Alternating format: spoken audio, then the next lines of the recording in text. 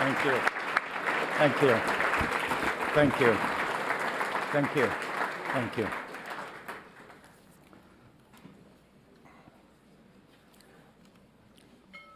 Excellencies, friends, ladies and gentlemen, it is a real pleasure to be among you this evening at this award gala of HOBY, a great organization that serves humanity, especially our young people, by supporting education in many countries all over the world, including my country, Iraq.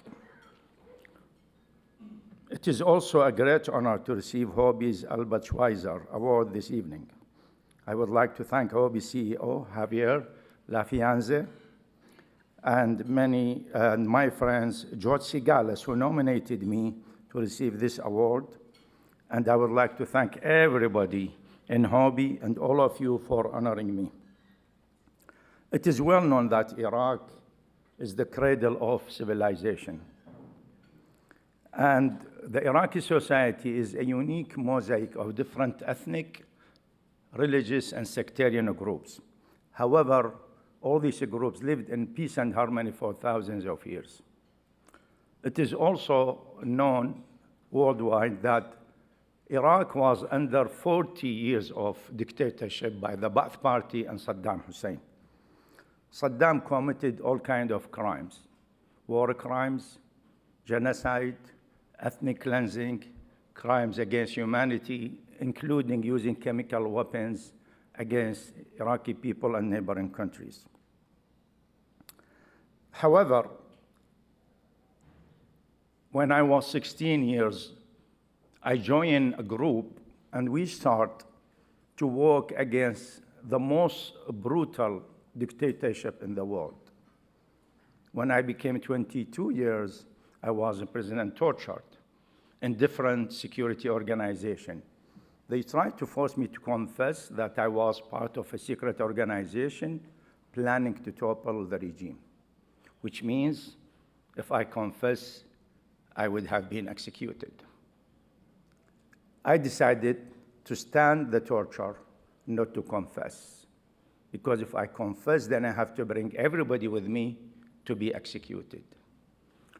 I know many friends, family members, and other people who were executed because they confess for doing things even they didn't do.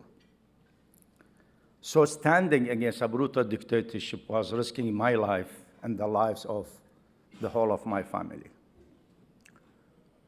However, because I didn't confess, what so-called the Revolutionary Court released me for lack of evidence. But the judge threatened me with execution if I am arrested again for any activity. And when the intelligence came to arrest me, I fled the country. I fled Iraq. I lived in exile in the UK. In London, I started a campaign, political and media campaign, to publicize Saddam's crimes. I work with members of parliament, with journalists, with officials in the UK, US, and other friendly countries. The regime arrested many members of my family, and 8 of them were executed in 3 groups. They forced my mother, who is my mentor and my hero, to be on TV 3 times as a threat to me. My mom didn't give up. She didn't say a word to undermine my struggle against the dictatorship. This is why she is my great hero, because she is really a hero. She was helping me hiding secret papers in Iraq, which we distribute against the regime. However, we managed to make the dreams of Iraqi people come true when we achieve the dream of getting rid of the dictatorship, having democracy, freedom, and rule of law. I went back to Iraq a month after Saddam regime fall in May 2003. I became an advisor for the first Iraqi body, the Governing Council, then Deputy Foreign Minister between 2004 and 2006. However, in 2005, another member of my family, my brother, was kidnapped and killed. So I left Iraq once again, and I became ambassador of Iraq to the United Nations from 2006 to 2013. I try to help youth as much as I can. I was elected as a chair for the third committee, and when I noticed a group of youth distributing leaflets outside the conference room, I invited them for a meeting and helped them to organize their work.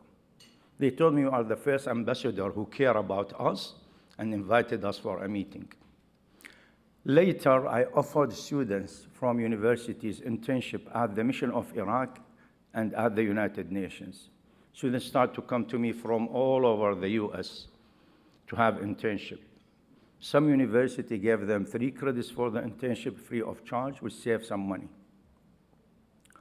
And also, I help students to learn languages. I taught Arabic because it is one of the 6 UN official languages. I found volunteers to teach them other languages. I helped some students to go to Qatar and United Arab Emirates for a complete year to learn Arabic free of charge. Even their tickets were paid. I helped some of them to get jobs at the UN and some NGOs, at some missions, and even in some Gulf countries. So all in all, I think we live in the 21st century with all this technology and this generation of communication, easy transportation. But unfortunately, according to the United Nations statistics, there are millions of people who are starving. There are millions of families who have no accommodation or shelters. There are millions of babies dying every day because of starvation or lack of health care.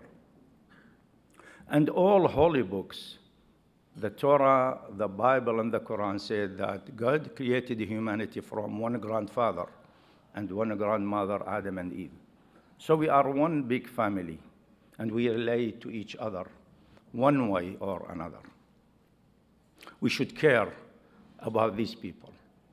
The world spends billions of dollars on developing arms, weapons, and ammunition to kill each other, while the holy books order us to live in peace and harmony, to love each other, not to hate, let alone to kill each other.